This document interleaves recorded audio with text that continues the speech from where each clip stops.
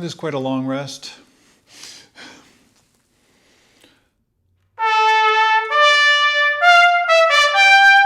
And then a longer rest, which is good because it's a long Mahler symphony.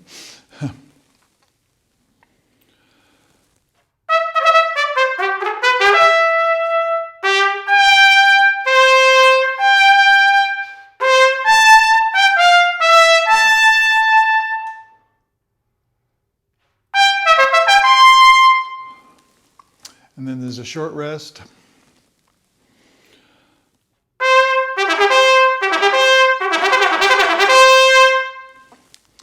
Okay, I just realized that it's kind of hard to talk and play at the same time. That's what makes these videos hard to make. Thanks for joining me again today. Some of you may recognize that that is Mahler's 7th Symphony, a little tiny part of it, but a very exciting part. And there are a lot of very cool things about this, but what most people are going to be concerned about is you're playing, in the upper register, or you're playing fairly forcefully, double forte. And what does that mean? Again, to me, as you know by now, if you've watched many of my videos, it comes back to what is the music saying? What is the character? And this is it's very jubilant, I would say. So it's not heavy, it's not aggressive, it's not threatening, it's not dangerous, it's not scary. It's a celebration, and so it has that march kind of character to it. What is interesting about it is that, and if any of you played this, you know it, that all the trumpet players get to play that same ding, da, da, da, da, da, da, going up to the high C, and they play it one right after the other. So matching that is interesting because everybody plays it a little bit differently. So if we just start with how can we play it in the same kind of target zone? So if we play all the notes in tune and we play exactly the same rhythm, then the differences will be mostly slight differences of sound or musical personality, which is just fine. But practicing it is rather strenuous because you're going into the upper register all the time.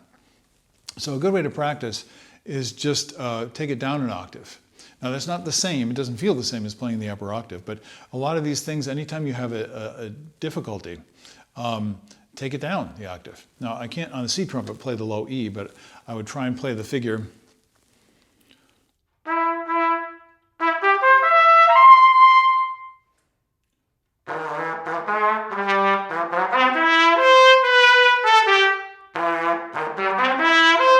Now that seems kind of dumb, but I like pedal tones.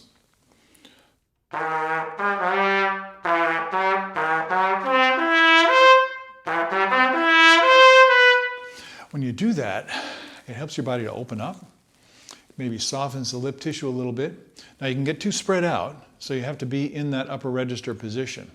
So a good way to test it, and this is wacky, I'm just doing this on the spur of the moment, but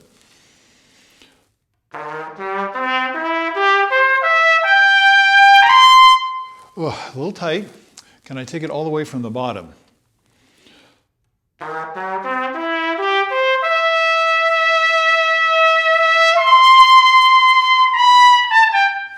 Now, if I can do that comfortably and consistently, that's going to help me to stay open in the upper register. So one of the problems we run into as trumpet players is when we do a lot of upper register playing from the top of the staff, D, E, F, and then above the staff and higher, that tends to make us tight. So, and we lose touch with the middle register, and your body is just trying to get the job done and take care of business and preserve itself. So as you play, there's a natural tendency to try and switch to a setup that makes it easier to play in the upper register. And there's nothing wrong with doing that, especially if that's your primary job. But in the orchestra, we need to be able to be flexible to go all over the range at any time, at any dynamic.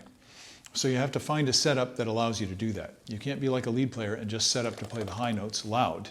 You have to find a coordination in your body system that works for all the variety of sounds that you want to make on the instrument. So how do you practice that? Well, that's for other videos, exercise videos. And hopefully I'll spend some more time on that later.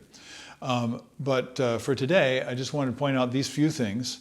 I don't think I did a very good example of it because I was just reading through quickly, but I want to get some of that jubilant feeling. So I'm looking at...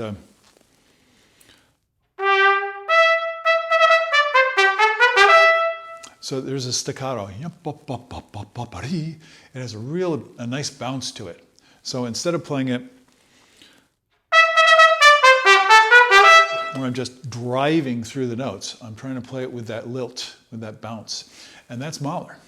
It should have this buoyant character, feeling to it. And he keeps on showing you that by putting things like, and I know I didn't do this very well the first time, forte piano. What does that mean?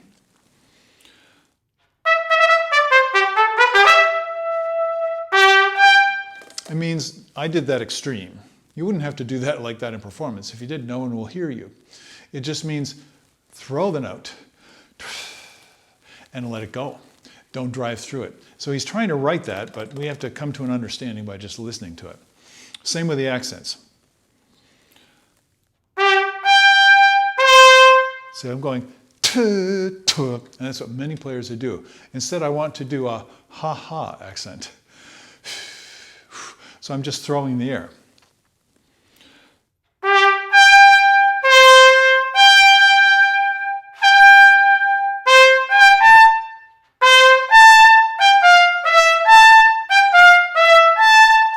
So just that section that I just played, not very well. I'll try it again.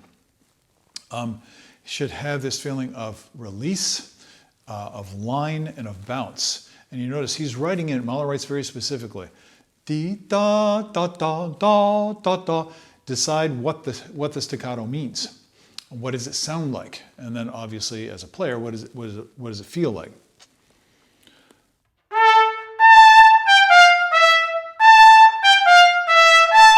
And then he writes a tenuto marking. Dee, da, da, da, dee. Dee, da, da, da, dee. So these are all gestures. They're the details. What I like to do is play through in one continuous sound that's balanced. And with something angular and loud and going into the upper register like this, that's a challenging thing to do. But I might start with something like...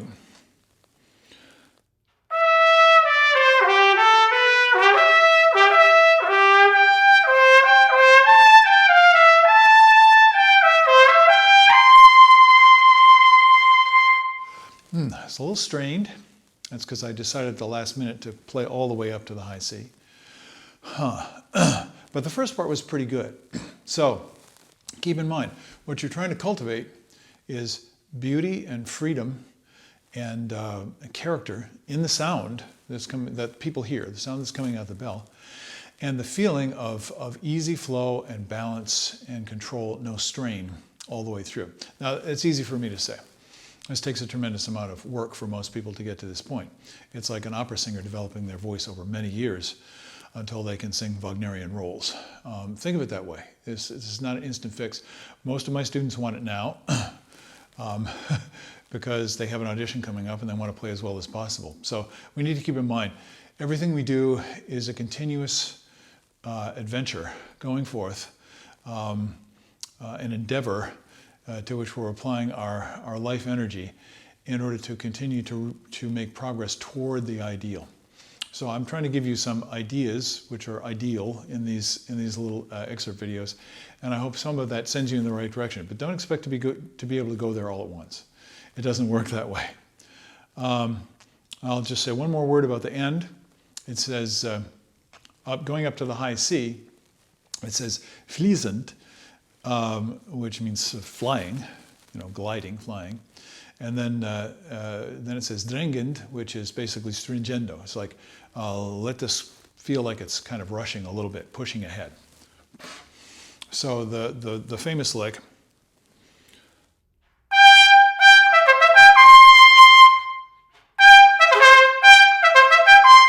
so I played it ta, ta, ta, ta, ta, ta. That's not fließend. It should feel like ding, ta ta ti, ta ta te, ta ta ta ta. So it's a gesture, and that's what you're trying to match with the other players.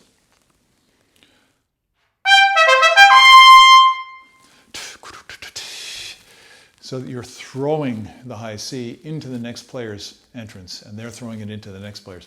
Fantastic feeling when that happens correctly. And the last thing,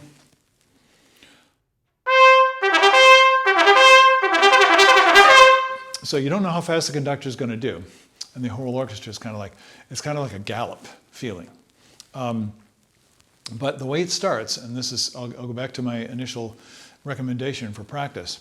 I want to be able to practice this as a continuously balanced and steady note, even though you're changing pitch. And to do that easier, or to actually test my ability to do that, to sustain the sound through the notes, I'm going to slur it. Or I might buzz it, so I go.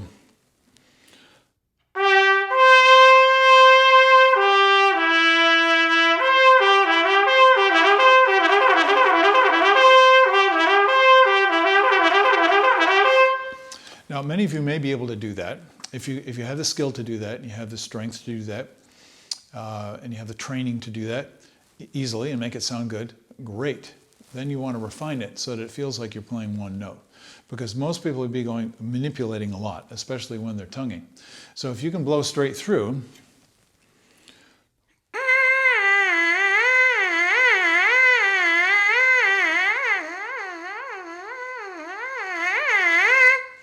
with the buzz, fantastic. Then you've got it. Now connect that to, well, it's not, buzzing is not playing the trumpet. So how does that feel different? How is it the same when you practice it on the trumpet? See, it's pretty simple. So I'm not telling you secrets. I'm telling you the truth. So practice this way and you're going to get better. That's about the best advice I can give you. I hope you have fun with this. If you're capable of playing it. If not, you know that you have to get in shape before you can climb the mountain. So get back to work, and I'll see you later on when you have some time. Have a good day. Bye-bye.